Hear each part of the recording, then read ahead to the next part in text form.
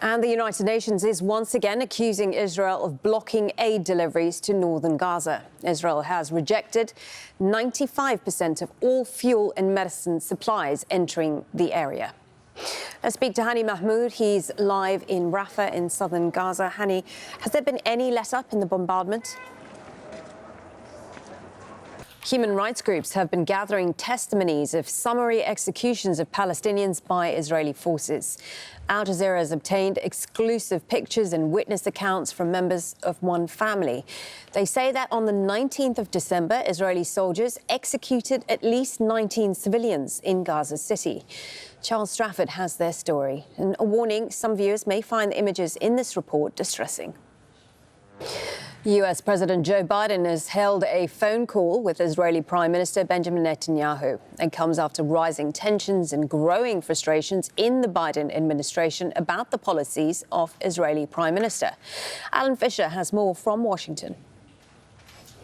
Hundreds of protesters in Israel have protested outside the private home of Prime Minister Benjamin Netanyahu in Tel Aviv to demand the release of captives being held in Gaza.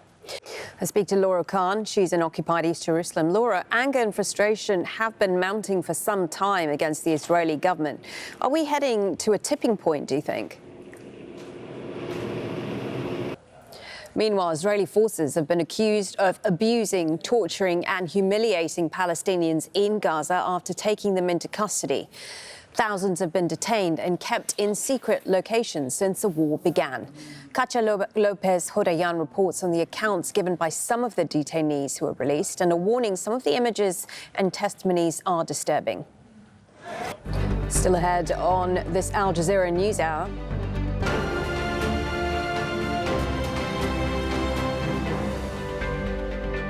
Welcome back. You're watching Al Jazeera. A reminder of our top stories this hour.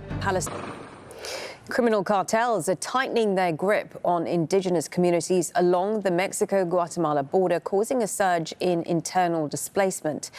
As violence escalates, affected communities are calling for help, but there are also concerns over a militarized response from the Mexican government. Manuel Rapala reports. Still ahead on Al Jazeera. Japan has become the 5th country to land a spacecraft on the moon. Smart Lander for Investigating Moon, or SLIM, is a first for the country's space program.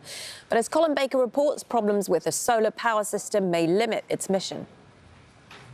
OK, that's it from me, Maleen, Saeed. I'll be back in a moment with more of the day's news. Do stay with us.